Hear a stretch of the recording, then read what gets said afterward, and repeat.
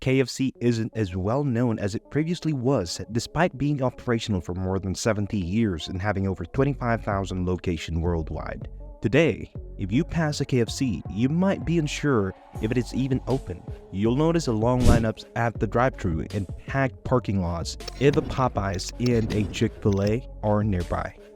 But fewer people than ever before are going to the neighborhood KFC. Once upon a time, KFC was known for its respectful chicken.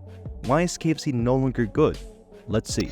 Colonel Harland David Sanders was an American businessman who is most known for inventing the fast food chicken restaurant chain Kentucky Fried Chicken, commonly known as KFC, and later serving as the organization's brand ambassador and emblem. His name and likeliness continue to serve as a company symbols. Sanders worked a variety of professions in his early years, including filling station operators, insurance salesman, and stoker for steam engines. During the Great Depression, he started selling fried chicken out of his roadside shack in North Corbin, Kentucky. Sanders created his secret recipe and his patent-pending pressure frying technique during that time. Sanders saw the potential in the idea of restaurant franchising, and the first KFC location opened in 1952 in South Salt Lake, Utah. He focused only on franchising his fried chicken around the nation when his first location closed. Sanders found the company's quick domestic and international expansion to be overwhelming. When he was 73 years old in 1964, he sold the business for $2 million, equivalent to $18.9 million today, to a consortium of financiers led by John Y. Brown Jr. and Jack C. Massey.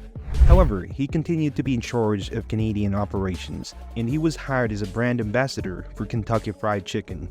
In his later years, he developed a strong dislike of a cuisine served at KFC outlets because he thought the chain had cut corners and caused the quality to suffer. In American cookbooks from the 1860s and 1870s, the phrase fried chicken regularly appears. It was already used in the American English in the 1830s. Fried chicken's ancestors in the southern state of America can be linked to West African and Scottish dishes. While West African fried chicken included additional seasoning and was battered and cooked in palm oil, Scottish fried chicken was cooked in fat. Enslaved Africans used Scottish frying method and African seasoning method in the American South. For enslaved and segregated African American women, who rose to prominence as vendors of fowl, lived or cooked as early as the 1730s. Fried chicken offered some means of self-sufficient economy. Contrary to common opinion, it was a rare dish in the African American community and was served only on special occasion because of the pricey nature of the components. Fried chicken rose to prominence after being introduced to the part of America. Later, when Africans were transported to labor on southern plantations as a result of the slave trade, the cooks who were enslaved added spices and ingredients that weren't included in the traditional Scottish food, enhancing the flavor. In the African American communities of the South, especially during the time of segregation, when most restaurants were off limits to people of colors, frying chicken continued on special occasions because of the majority of enslaved people were unable to raise expensive meat, but were typically permitted to keep chickens. Since KFC brought Colonel Sanders back in 2017, business was improved significantly. The chain must persuade Americans to believe in this food, though if it actually wants to make a comeback. Kevin Hodgman, the chain's chief marketing officer, told Business Insider during a visit to the company's headquarters in Louisville, Kentucky. In the birthplace of this brand, KFC hasn't done well in decades. The chain's popularity has skyrocketed abroad, but in the US, sales have stalled and stores have been swiftly closing. KFC went from 5,472 locations in 2002 to 4,270 restaurants now, a loss of more than 1,200 net outlets in the US during the past 14 years. The food at KFC is another matter. Even though KFC fries chicken fresh at each location, the brand has been dogged by allegations that it uses steroids to manufacture the Franken chicken. Although KFC has twice as many stores, Chick-fil-A's revenue is booming and it surpassed KFC as the top chicken restaurant in the US by sales in 2014.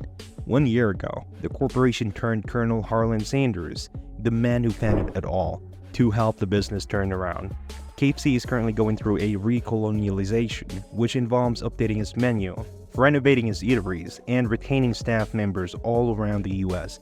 Since the Colonel's return, sales have increased each quarter.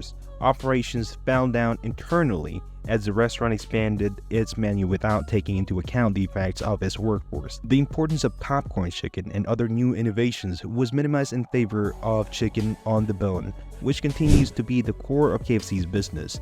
The double down and the double meat pseudo sandwich that KFC is apparently anxious to erase from America's memories is one of the chain's most enduring recent items. KFC made a major gamble on being cool in 1990s, running commercials with young consumers, following trends, and even creating an advertisement with a rapping Colonel Sanders. It worked for a time. Now that authenticity is the buzzword of the day and young consumers chafe at pandering, it doesn't sell. Hushman declares that the consumer pulse meter couldn't be higher. They can tell when you're being genuine and honest. The chain made the decision to go back to Colonel Sanders, its founder. KFC's decline in quality in America is linked to harsh cost-cutting efforts taken by the out-of-touch executive intent on boosting EPS, which has left the company with a dated and run-down brand and a dull menu. It is clear that there is a potential for competition and innovation in a mature market given the success of Shake Shack and Five Guys in transforming the burger from a low-end snack to a high-end luxury. Despite its prior success, KFC has had trouble keeping up with the changing fried chicken market, while other smaller restaurants with leaner operation have prospered. KFC's collapse in America can be ascribed to the company's inability to maintain quality and its failure to adjust to shifting consumer preference. KFC's continued to focus on international expansions underlined the difficulties and lack of success the company was experiencing in the American market. After years of operating below acceptable standard, KFC's recolonialization campaign sought to improve food quality, operator discipline, and consumers' confidence. The collapse of KFC in America was apparent as local fried chicken preferences moved in favor of Chick-fil-A, Popeyes, and other eateries, forcing KFC locations to close. The biggest fried chicken competition makes it more challenging for KFC to maintain quality. According to researchers, Chick-fil-A outlets generate 3 times as much income than KFC restaurants because they consistently receive some of the greatest evaluation for taste and customer service in the industry. One explanation for Chick-fil-A's domination on the restaurant-by-restaurant basis is the chain's unusual business strategy. One of the most picky franchise chains in the business, the corporation only accepts 0.4% of franchisees. I don't necessarily share their worldview or religious convictions, but Hushman thinks they chose proprietors with a religious bent since they tend to be more traditional. They are able to ensure that the protocols are followed. That, in my opinion, gives them a competitive advantage from a business perspective. I'm not sure if it is an advantage I would desire, but it's working for them, Hushman stated. Chick-fil-A is currently promoting a less political, more inclusive message. Franchisees are still urged to get entrenched in their neighborhoods, especially through participation in local churches, as this is a tactic that has helped the chain's fan base grow over time. Although it's hard to pinpoint what makes Chick-fil-A employees unique, the firm credits its success to investing in staff training.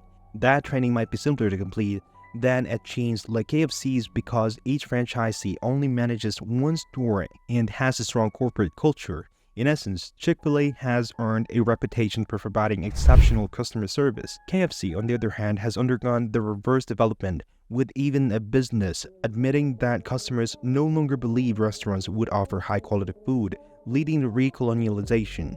KFC's Chief Information Officer, Chris Caldwell, described the brand's most exciting technological advancement to Business Insider as, "We've got an initiative right now where I'm trying to make it easier for our employees. Working in our restaurant isn't the easiest. You have to freshly prepare food, and you don't have a whole lot of time for administrative tasks." According to KFC, taste ratings have significantly grown across all locations in the past year. This is ostensible evidence that a recolonialization process is effective in raising consumer satisfaction as well as interest. "I won't tell you, but everything is repaired. Any negative remarks about me?" Hushman explains, "We're Teflons. We're not we're still putting the piece back together.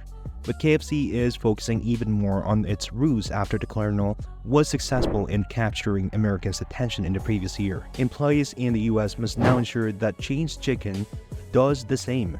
Will KFC endure this conundrum? What do you think of them? Please share your thoughts in the comment below.